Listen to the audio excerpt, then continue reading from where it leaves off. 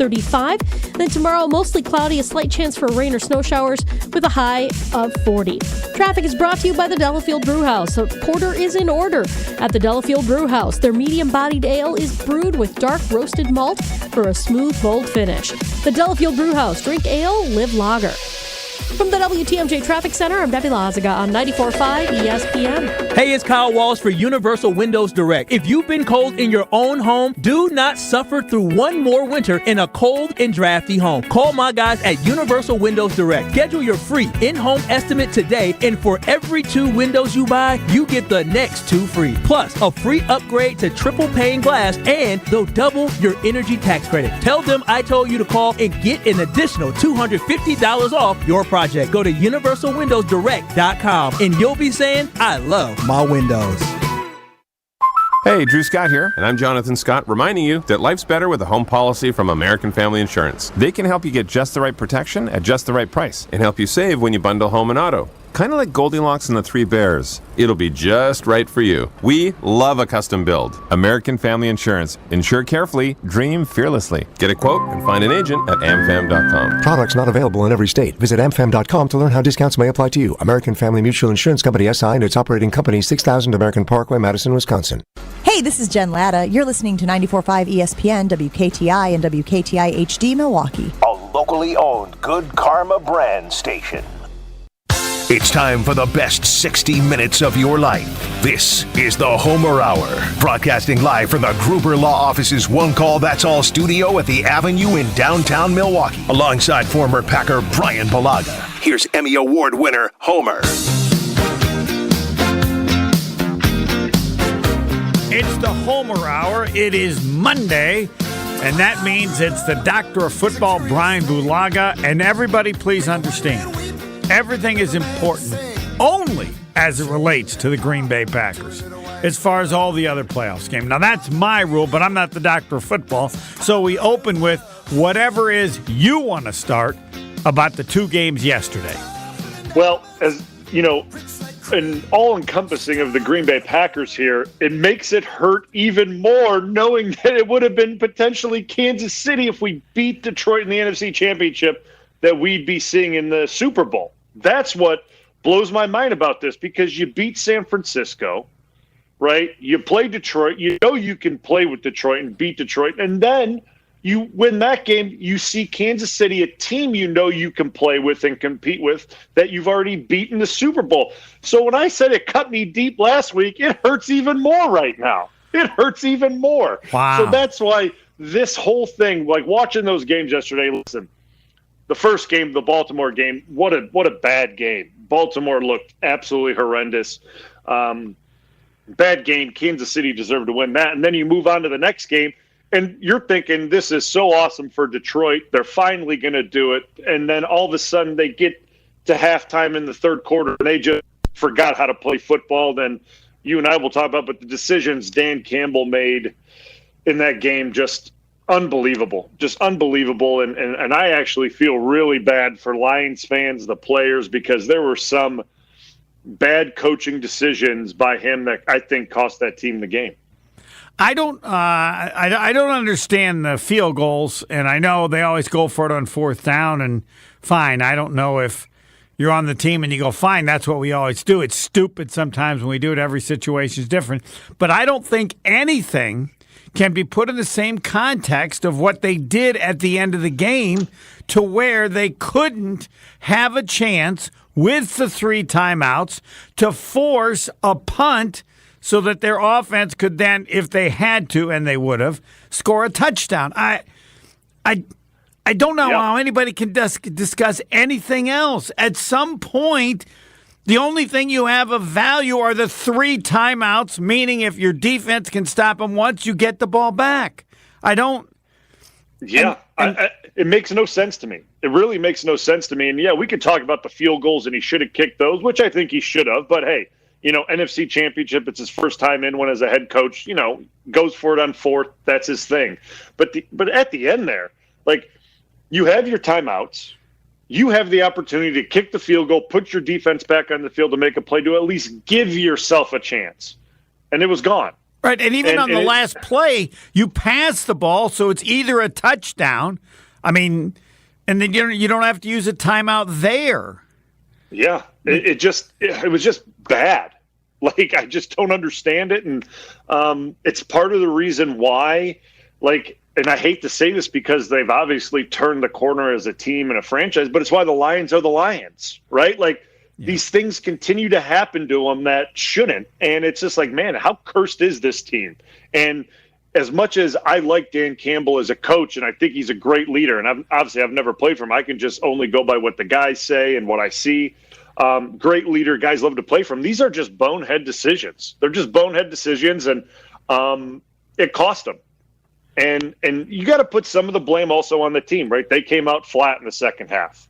They came out flat, 24-7 lead. All they got to do is really score another touchdown, and this game is out of hand, and they just couldn't do anything. San Francisco stepped up.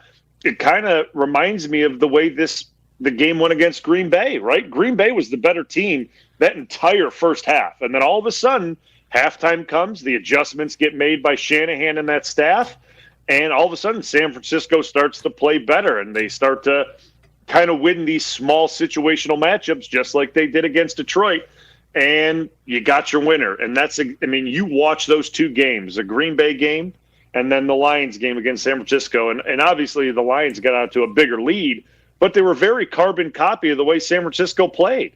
And, hats off to the 49ers and that coaching staff for kind of regrouping at halftime and getting their team ready to play, because San Francisco, if they do that in the first half against Kansas City, I don't know if they're going to be able to hold on. But it's when I look at the playoff games, Homer, it makes me hurt that much more, because Green Bay can compete with any of the teams that were in it. We don't know about the Ravens because obviously they didn't play in the regular season, but we saw them against all the other teams, and Green Bay could have competed for a Super Bowl against the Chiefs. And that's what, I take away from the weekend. As a player, how do you describe Patrick Mahomes having played with a great quarterback? Maybe people watch the Marvel movies, maybe they don't. But I think he's literally like Thanos, and he's inevitable. He's literally inevitable. And no matter what you do, if they're bad, they got receivers that can't catch the ball, they don't look like the Chiefs, he's going to be there in the end. He's going to be there, and it's going to happen. Like, he's going to be in the AFC Championship game, and there's a good chance that he's going to win the AFC Championship game. And he is remarkable. And, with everything that has been said about the Chiefs this year, that they're down, their defense is the only thing keeping them in it, and which the defense did play phenomenally against Baltimore. But Baltimore shot themselves in the foot multiple times in that game. Uncharacteristic things from them. But Pat Mahomes, what is this, his fifth or sixth Super Bowl appearance or AFC Championship game? What was it, sixth? Five?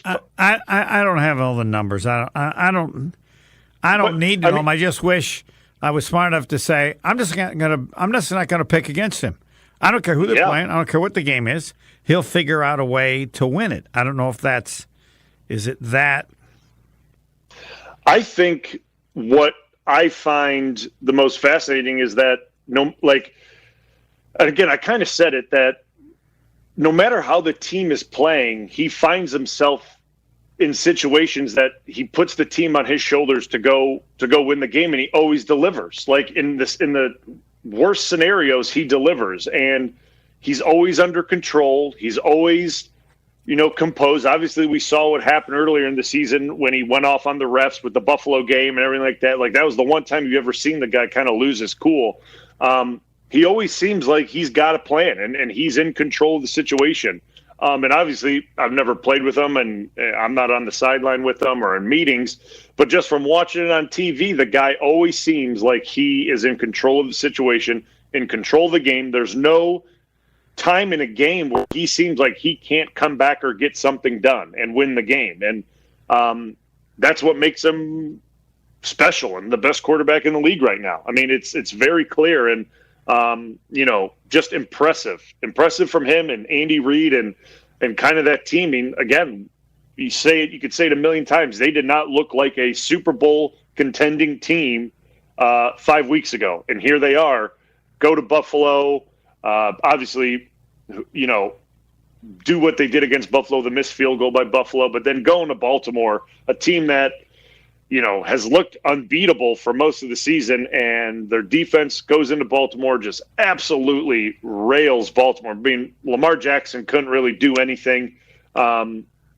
Just, impressive. I mean, from top down for Kansas City. And I want to emphasize the other Kansas City teams that made the Super Bowl did so because the offense was great and the defense was marginal. This year, their defense is among the elite. I don't know, 1, 2, or 3. And their offense has been a struggle.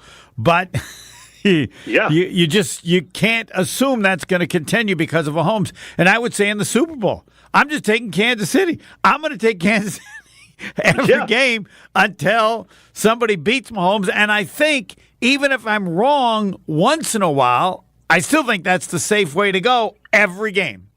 Yeah, I mean, and look at it. Like, the way San Francisco is playing, like, I get it was the biggest comeback in a championship game ever or whatever it was, but, like, San Francisco can't play like that against Kansas City because they will get beat, and they won't be able to come back against Kansas City because Kansas City's defense is playing phenomenally, right? So if you give Pat Mahomes that cushion in a Super Bowl, you're not coming back from it. Like, it's just not going to happen. So,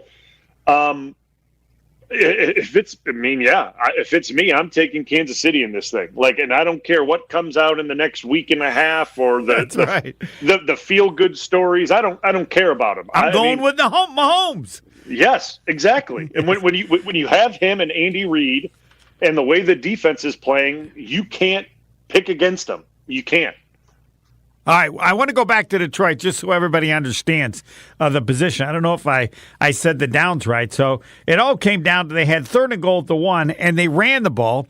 And if you don't get in, then you have to call timeout, meaning they used one of their 3 timeouts, and they needed to have them all to call after 1st and 2nd and 3rd down once San Francisco got the ball. So the 4th down play, of course, after the timeout, but then it's too late. They score the touchdown on a pass, but you've already blown it. That means you have to you'd have to get the onside kick, and others have said it, and I would agree. They've made it almost impossible to have success with an onside kick. So you're going 3rd down, but you have to say we have to pass the ball. We cannot stop the clock. It's either a touchdown, and that's like Pop Warner. But I mean, you would think, right? Especially, the offensive coordinator is about to be the head coach somewhere, and he's calling the plays. You're thinking for Dan Campbell, smart head coach, right? I think everyone agrees with that. He's a good head coach. And then the offensive coordinator, Ben Johnson, who's about to be a head coach somewhere and is going to be making these decisions for a team, would think, hey, we got to put it in there because if we have to blow a timeout here, and even if we score on 4th down, game's over. It's over. Like, it's over. Like, because you're right. It's impossible to get an. Now I want to go back because I looked it up. They had 1st and 10 at the 24 after they had a long pass for 25 yards with 1:39 left. Now you could kick it then, or you could try get in the end zone once, but you're giving. You got 1:39 left, meaning if your defense can stop in 3 plays, your team has an easily enough time, even without any timeouts. Yeah, but the 1st and 10, then they got 2nd and 2, then they're down to 1:30. There were a number of options, and he not only didn't do that, he did the worst. It's like, you can't do this, right? I mean, you've had coaches say this, right?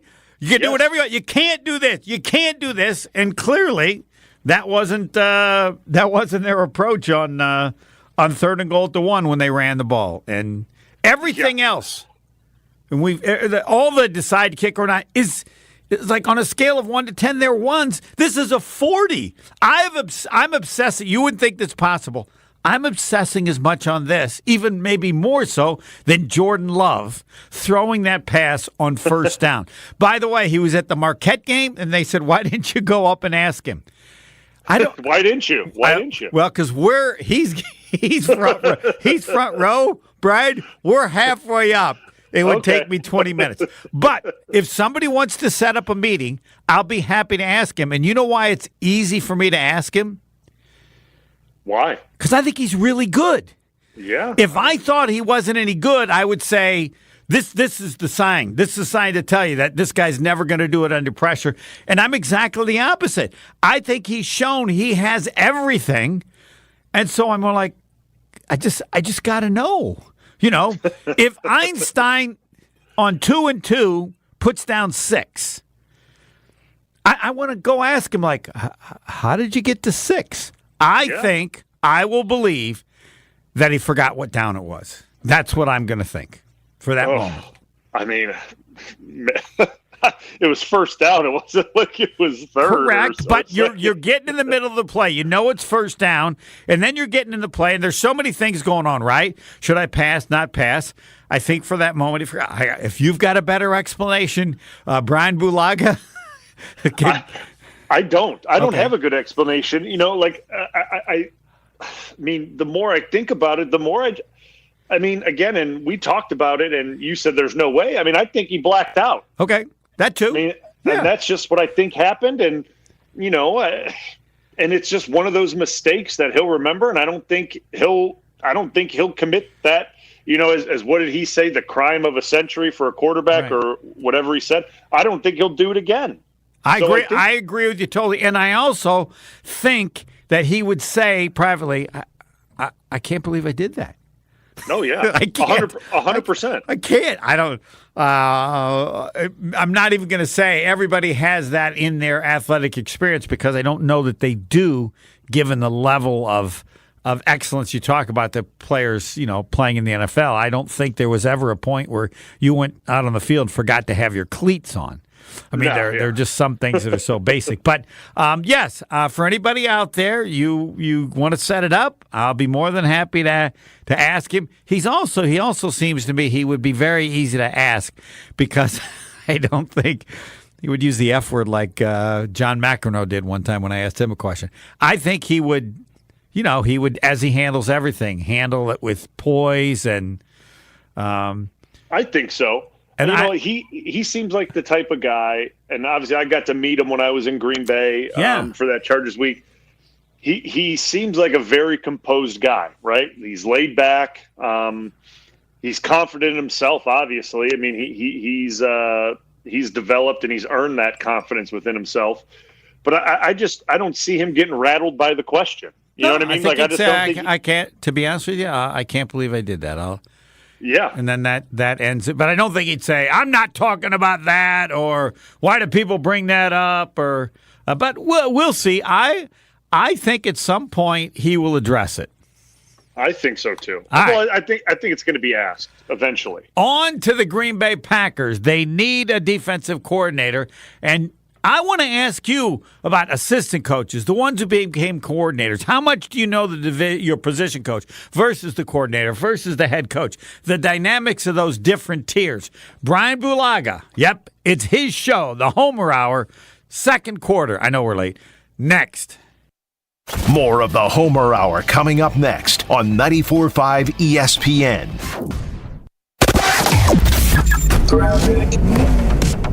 Things are slowing down a bit on westbound 94, starting at about 16th Street all the way through the stadium interchange. Another quick brake check right past Highway 100. Southbound on 43, backing up from North Avenue down through the Marquette and over the high-rise bridge. The northbound side slowing from just around the North Avenue curve up towards Keith. And then a few pockets of heavy traffic on the southbound bypass, basically starting from Greenfield all the way down towards the Hale interchange. And checking the TMJ4 Storm Team forecast tonight. Chance of rain showers, mixed possible to the north, a low of 35. Tomorrow, mostly cloudy, a slight chance for rain or snow showers, a high of 40. From the WTMJ Traffic Center, I'm Debbie Lazaga on 94.5 ESPN. Traffic is brought to you by Great Lakes Dragway. Gear up for the spring season at the legendary Great Lakes Dragway. Season-long family passes are available now at GreatLakesDragway.com. Attention, Wisconsin! Eagle Sports Range is now open, proudly claiming the title of Wisconsin's largest indoor range. Enjoy 40 lanes, unlimited range time, no reservations needed, and an impressive selection of 100 firearm rentals with unlimited swaps. Experience the thrill like never before. Right now, you can text ESPN to 414-375-6030 for a free range pass. That's 414-375-6030. Valid for one person only, expires within 48 hours. Head to eaglesportsrange.com for more info.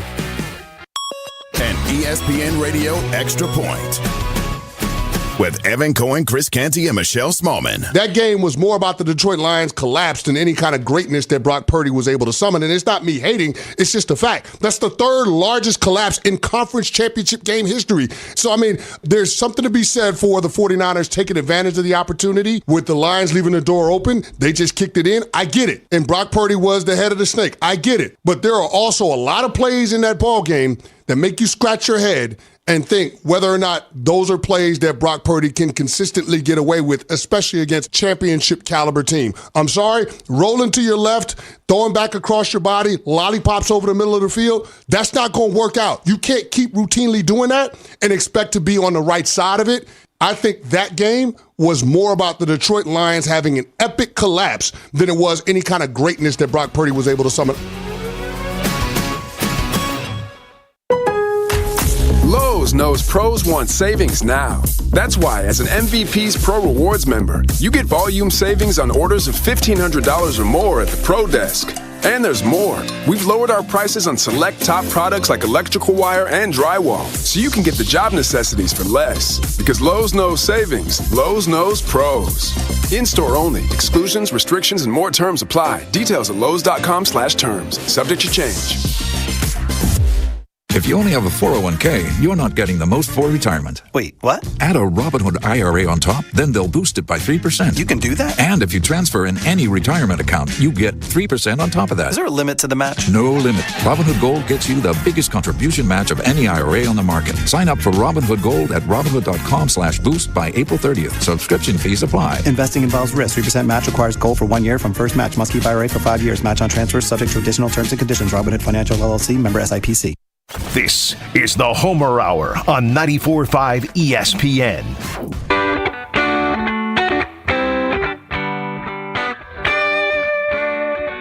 The Homer Hour with Brian Bulaga, or Brian Bulaga's Homer Hour, however you want to say it. Go beyond your field of study and get a world-class education in leadership by joining the U.S. Army ROTC as an Army officer.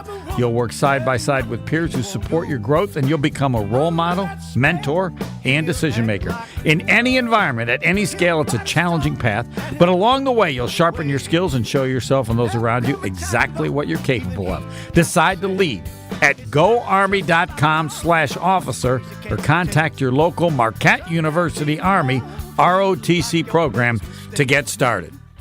Let's get to the defensive coordinator. All right, first of all, what's the dynamic of you're an offensive lineman, how much time you spend with your position coach relative to the offensive coordinator? This is something that, when you go into the NFL dynamic, and obviously in college it was way different because you spent a bunch of time with the offensive coordinator, at least I did at Iowa, and your position coach, obviously more with your position coach than the offensive coordinator, but you were in a lot of offensive group settings with, the coordinator in college, getting a lot of information. But when you go to the NFL, you're with your position coach 95% of the time, right? You go into the offensive meeting room, you go over the plan for the week on Wednesday, then you go in the offensive meeting on Thursday, you go over what's getting installed that day, then you do it again on Friday, you install short yardage goal line, et cetera, and that's about it. And then obviously, on Saturday night before the game, the offensive coordinator will go through the first 15 or his first thoughts, and that's about it. So you look at meeting time with the offensive coordinator, we're looking maybe an hour total with the offensive coordinator throughout the week, which isn't a lot of time. But you go to the defensive, or not the defensive, but you go to your position coach, you're with him majority of the day. Majority of the meeting time, you are with him in the meeting room, going over everything, watching tape, breaking down the plan, watching opposing tape. So it's kind of like you know the offensive coordinator, but you're not spending much time with him. Now the position group that he's in a bunch, obviously, is the quarterback room. He's always with the quarterback, going into meetings with them, breaking down everything with them, obviously with the quarterback coach. And I would assume, especially with the Green Bay structure, LaFleur's in with the quarterbacks a bunch. So, with my experience, we had multiple offensive coordinators in my time in Green Bay. You just didn't spend much time with them. And obviously I think the offensive coordinator that I spent the most time with, because he was an offensive line guy, was Joe Philbin early on.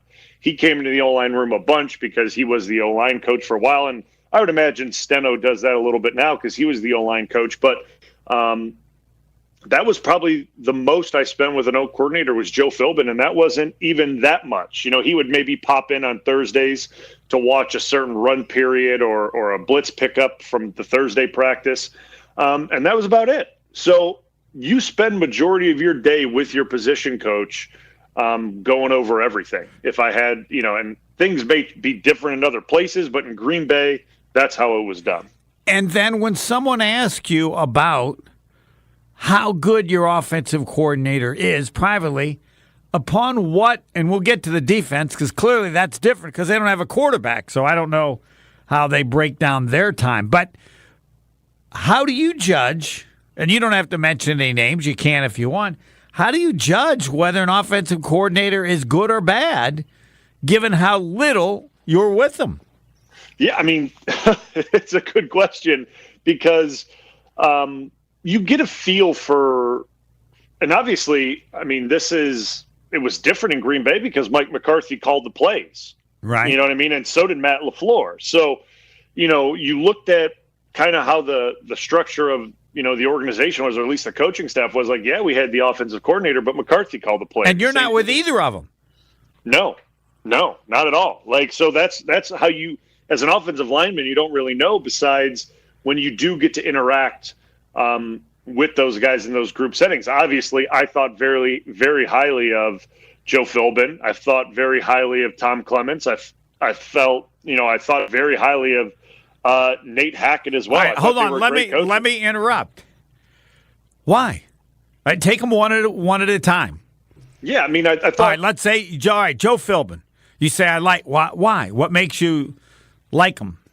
Oh, I thought very intelligent, very smart football-wise. And why, as an offensive lineman, I was very drawn to him as an offensive coordinator is because he coached our position, and he was very knowledgeable with our position group. So, when he was doing, normally when you go into these team meetings, everything's very wide receiver and quarterback-oriented, and they're going over routes, and they're going over coverages, and with Joe Philbin, it was very, he would do all that, but then there was a lot of offensive line built into it because we can have all these fun routes and things, but something has to happen up front for all these fun things to happen behind the defense. So he was very O-line centric because that's what makes the machine work. So while in some groups, you'd sit there and, the offensive coordinator goes over all the passing routes and this and that, and the O-linemen just kind of sit there and watch. And we're not really involved, but we're seeing what's going on. We're seeing how, we're going to attack a defense from a passing game perspective. But Joe Philbin always brought the lineman into it. All right, so he's organized. He's bringing the offensive lineman. But during the game, like, he's not even calling the plays. So is it during the game that they run the plays that you'd work during the week? I mean, how do you assess? Does your opinion of Joe Philbin get better or worse, or any offensive coordinator during a game based on what they're doing? Because he's not even calling the play. So, yeah, he's not calling the plays, but in Green Bay, the O coordinator, because he wasn't the play caller, was always up in the box, right? He was always up in the booth or box, whatever you want to call it.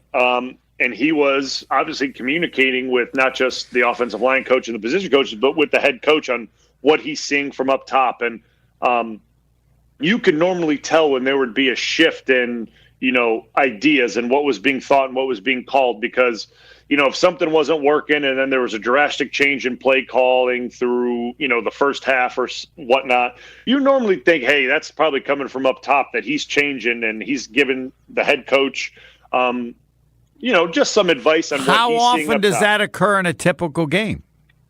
I think it just depends on how the game's going, right? Like, I think if everything's clicking along just fine, it's not happening because, the play caller's in a groove, things are going well.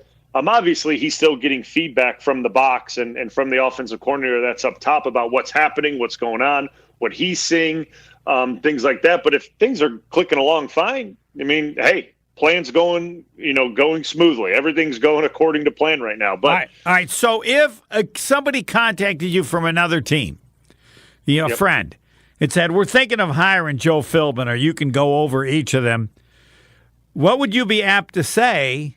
Yeah, he's well organized. Yeah, he's smart. Yeah, I don't know what the range are. Somebody wants to hire Joe Philbin. What are you going to say? You get 2 sentences because I'm busy. Because I'm busy. I would say yes. I think he's a great man to have in an offensive meeting room. I think he is a great leader, and I think he's a great communicator as well. And I think he is able to explain things and break things down for every position group because he's had experience in every position group with the tight ends at Iowa, with the offensive line at Iowa, with the offensive line in the NFL. So he's had experience throughout an offense, being able to teach and explain things and put together a good plan. And I think he's very level-headed as well, right? He's very calm, organized, and I think that's what you want. Then, you flip it, you kind of do a 180. Then you go to a guy like Nathaniel Hackett, super high energy, super kind of, he's a very funny guy, very, brings humor into the offensive meeting room, kind of likes things laid back and chilled, likes guys to be loose, relaxed, having a great time. Not saying that Philbin didn't, but they were just two different styles, right? So Hackett was able to reach players a different way than what Joe Philbin was. And it's, you kind of look at the way the NFL's going and the guys that are coming out of college and what they're used to and what fits certain players and certain teams and who is your personnel, right? Like, who are the guys you have?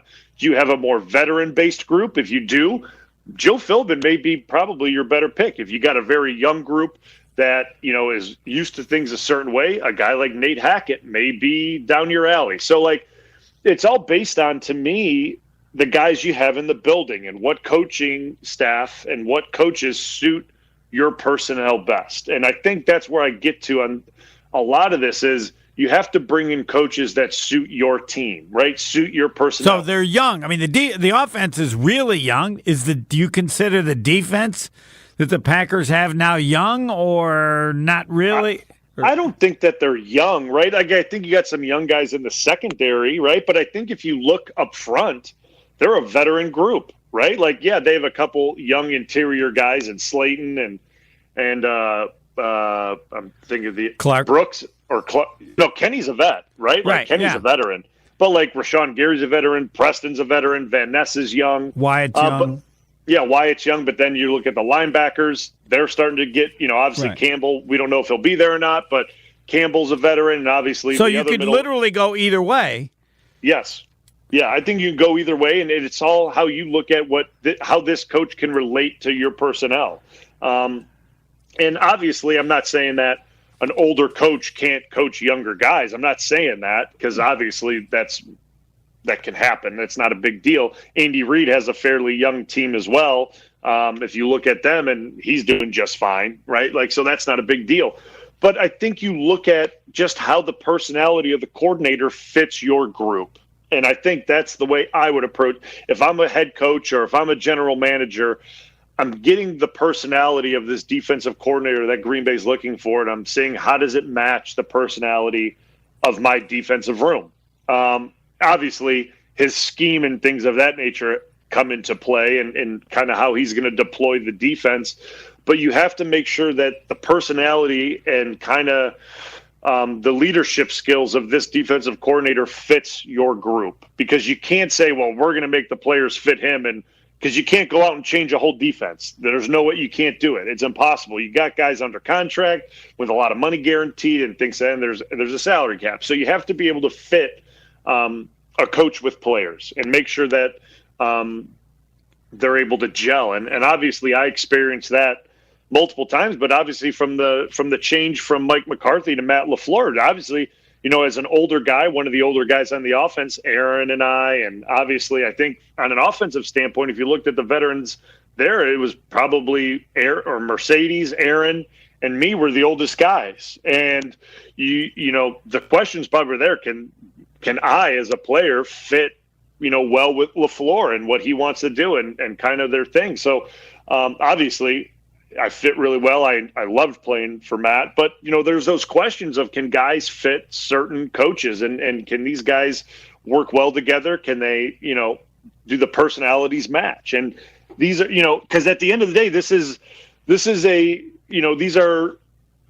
it's a game of personalities and relationships, and guys have to be able to get along and understand each other on a personal level so this thing works on the field, right? You can't have guys that don't agree with each other or see things completely different and have it work. It's impossible. So the NFL is a unique business like that, because it is a thing of relationships and making things work, not just on the field, but off the field with meeting rooms and everyone's seeing things clearly and eye to eye and being on the same page. So that's why this defensive coordinator search is really intriguing to me, right? Because it's interesting to see which route they're going to go and the style and personality that they bring into the building. And obviously Matt, I think, has a great gauge on the team and the guys that he has and who's going to fit.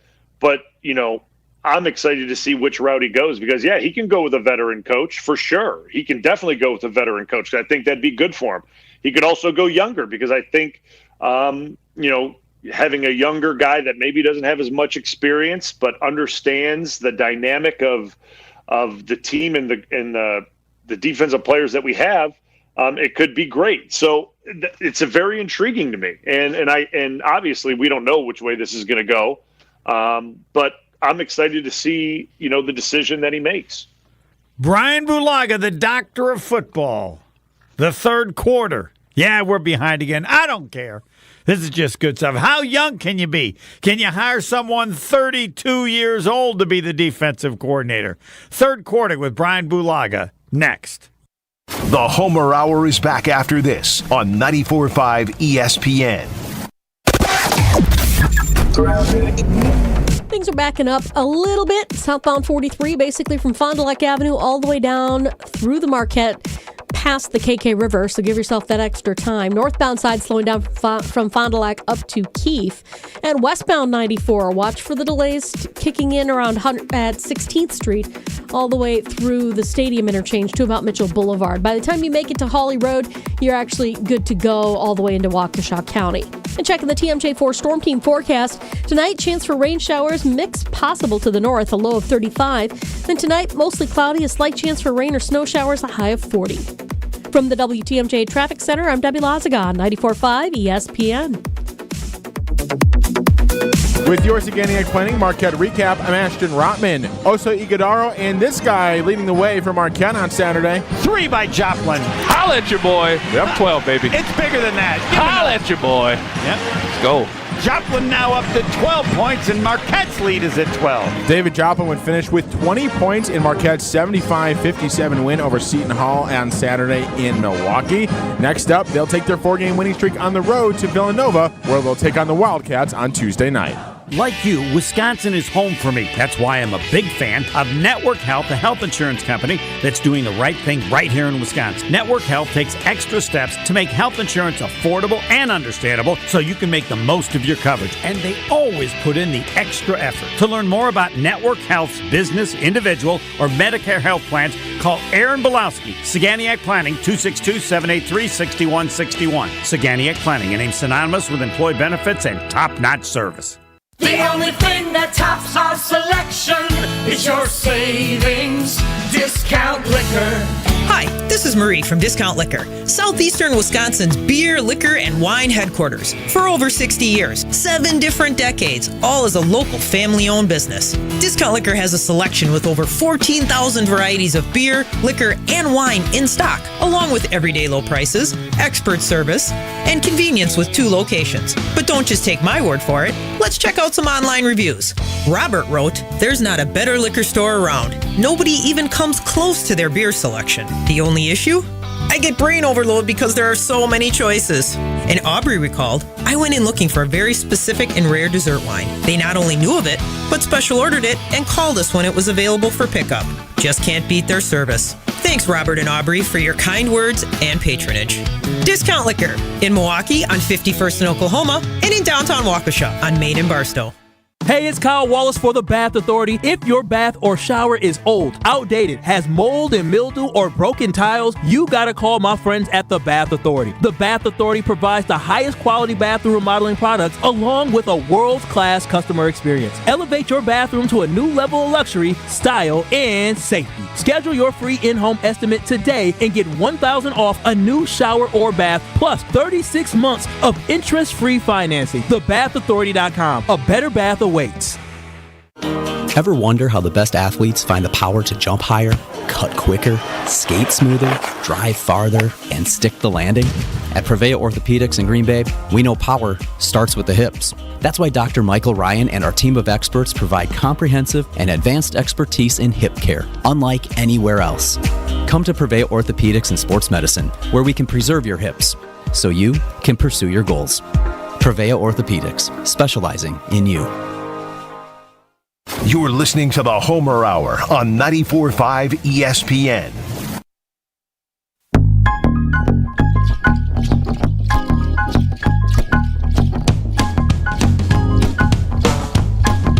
Discuss the NFL. And again, everything's important as it relates to the Green Bay Packers, and they're looking for a defensive coordinator. What is the one kid, 32? The kid from the Broncos? Can you have someone that young? Is there too young? Or, you've been around coaches, assistant coaches.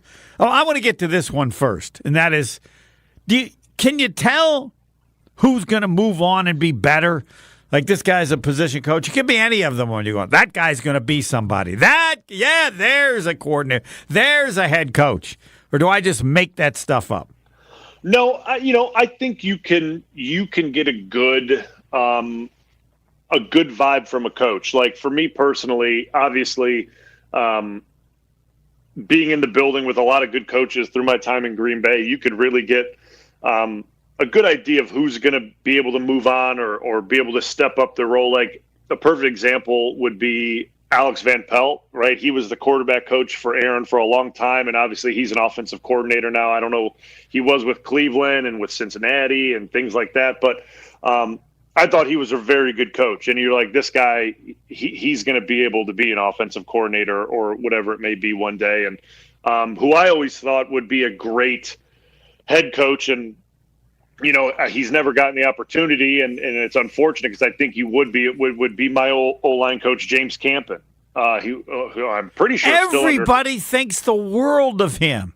Yeah, who I think is still under contract in Carolina. I don't think he's been released from his contract. But I mean, they talk about him as being a great coach, and I mean, if I had to pick somebody who hasn't been a head coach that I would have thought would have been a head coach by now, maybe he just is tough on everybody and isn't going to. I just my thing. Obviously, you don't know the aspirations of every person. Now, does James Campen want to be a head coach? Doesn't matter. Enough people around him would say, I want to see you as a head coach, right? Don't you think that? You think you're not the first person to talk. They talk about him in a different way. You're not the first one.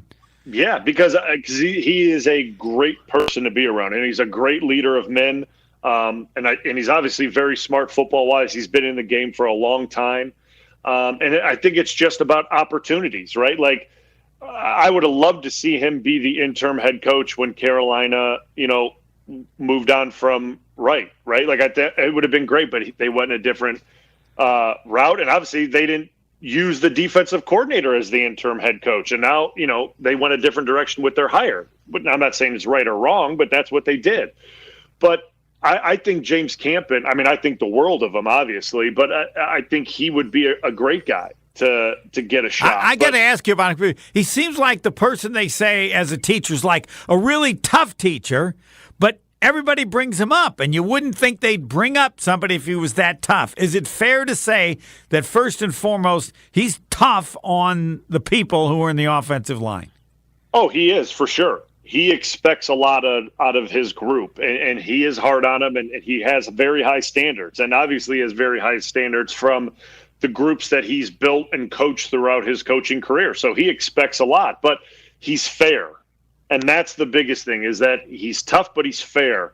And yeah, there were times in Green Bay where I'm like, Campy, there's no way we can do this or this. And, you're Can telling you give us me an example?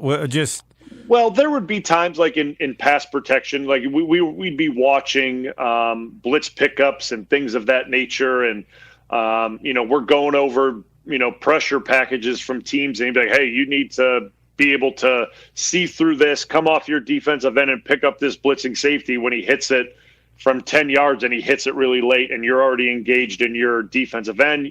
He's the hot man. You got to disengage from your DN and pop off on this safety because he's the most dangerous coming through the B gap.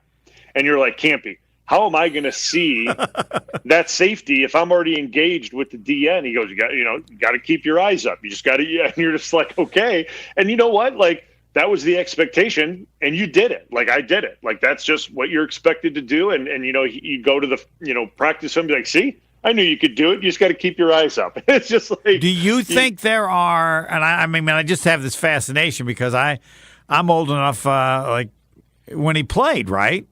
Yep.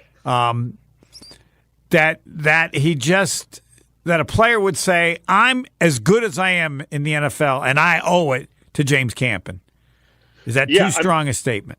I don't think it's too strong. And I think guys, especially in the NFL, like, listen, every guy that's there and that's good in the NFL, they have ability, right? And they're talented and they've earned the right to be there and to be a good player in the NFL. But there's something about James Campen that I always think separates him, is because you wanted to play for him. You wanted to have success on the field because you wanted to make that guy proud. That sounds very Harry High Schoolish, but it's true. Because I would think you would say, I got to play well because I don't want to go in there on Monday, but you don't put it that way, and others haven't. It's that you want to play for him, not that you're scared or you just don't want to be embarrassed on Monday. Yeah, no, it had nothing to do with that. You just didn't want to let him down. Wow. And that's the biggest thing is that he made the culture in that O-line room so, like, the culture was so good that you just didn't want to let down. So if you found a coach as a that you wanted to hire, like where the Packers are, as a coordinator, that would be one thing that would really stand out to you if he had created that same relationship. Absolutely. Okay. You want a coach that makes the players want to play for him. So he's able to create these relationships and bonds off the field, make these players. I'm not saying like friends, right? Like, because like there's a difference between being friends and then it's your coach. No one has ever said that about Campen. Yeah, nobody. No one's looking for a best friend, but you guys have to mutually have a respect and everything for each other. And the way I always looked at it is like, obviously, you go into a game. I never wanted to let down TJ, right. Corey, Sitton, Dave. You want to play well for your teammates, but there was that factor of like, I don't want to let Campy down. Like, he cares so much and he loves his players so much and he puts so much into this every week that I don't want to let that guy down. All right, so we got a break here because I want to get to the fourth quarter. This is the Brian Bulaga Hour with Homer as the assistant, otherwise known as the Homer Hour, because I got another question about James Campen. To the fourth quarter, next. More of the Homer Hour coming up next on 94.5 ESPN. Hey, it's Gary Olson here for Wisconsin Indoor Golf Center. Looking for that midday escape? Or maybe you want to impress a client? No matter the season, rain, snow, or shine, Wisconsin Indoor Golf Center is open for you. A top-tech, cutting-edge golf experience that gives you the chance to play legendary courses. Wisconsin Indoor Golf Center simulators, entertainment, and best Bloody Marys make it feel like summer all year round. Just $35 an hour gets you a round and puts that summer feel back in your life. Book your bay at WisconsinIndoorGolfCenter.com. Hey, this is Jason Wilde from Wilde & Tausch. Valentine's Day is almost here, and Racine Danish Kringles has you covered with their heart-shaped Kringle. You know my family loves Kringle from Racine Danish Kringles, and sometimes they share it with me. Racine Danish Kringles offers a heart-shaped Kringle with pink icing in raspberry, chocolate silk, cherry, and pecan flavors to send to your loved one. Order at Kringle.com or call 800-4DANISH. Racine Danish Kringles, the official pastry of ESPN Wisconsin. It's not just a treat, it's a tradition. You can make the decision right now to get lasting relief from that awful joint pain for 2024. Don't go another year compromising because of that pain in your knees or your shoulders. Call QC Kinetics now. QC Kinetics is the nation's leader in regenerative, non-surgical pain relief. Your body has what it takes to restore and repair that damaged joint tissue, and QC Kinetics can make it happen. No drugs, no surgery, no downtime. Hi, this is Brad Nortman. The future of pain treatments has arrived. Hundreds of board-certified QC Kinetics providers have treated tens of thousands of satisfied patients all over America. People with back pain, hip pain, any pain associated with arthritis or an injury. This is not a Band-Aid. This is a revolutionary treatment that can get you moving again. Get your life back. This is the year that you can decide to fight against that pain. Take the first step and call QC Kinetics now. Get a free consultation scheduled today. Call 414-285-3474. 414-285-3474. That's 414-285-3474. Skilled trade workers are the backbone of every community and also the Army National Guard.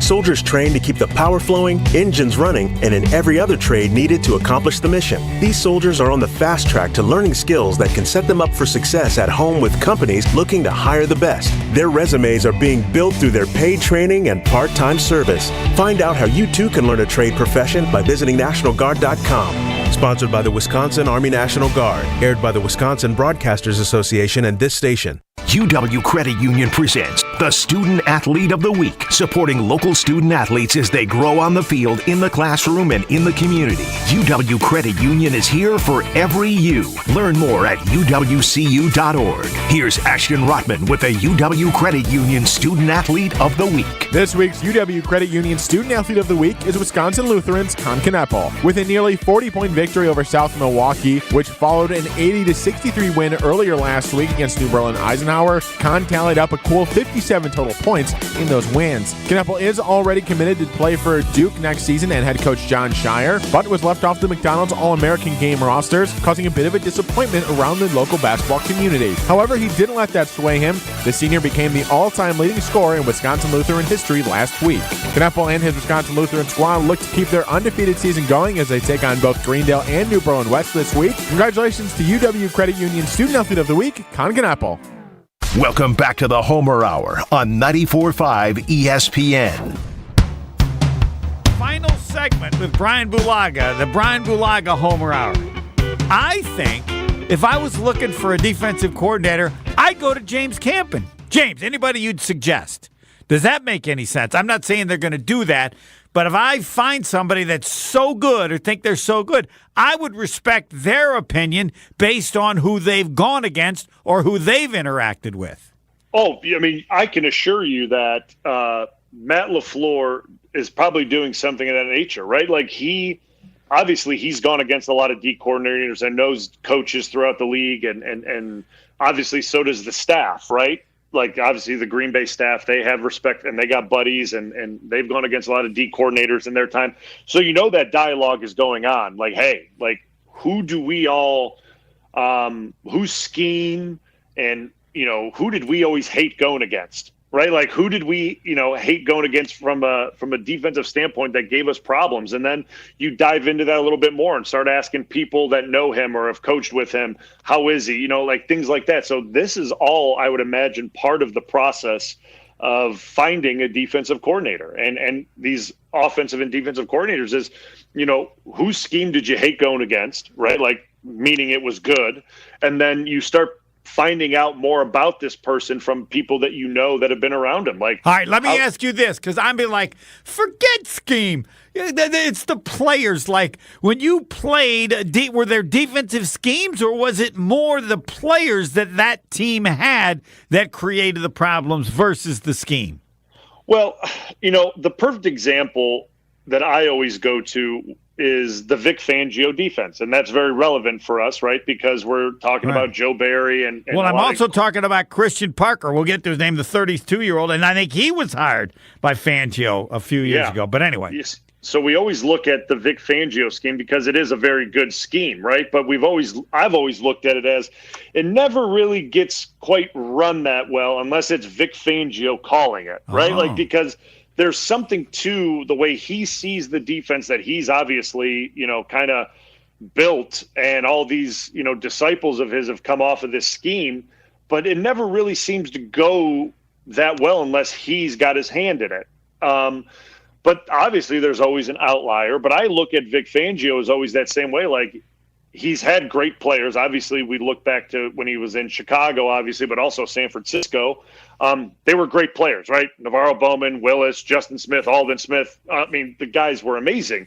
But they had players like that before him, right? They had a lot of those same guys. And the on defense team, wasn't as good. Yeah. And it wasn't as good. Bring in Vic Fangio and his scheme, and all of a sudden, these guys can't even be scored on. So I kind of look at it that way, and you can look at it the same way Pete Carroll and his defenses in Seattle, that cover 3 and all that. Like, they had a lot of those same guys on the team, right.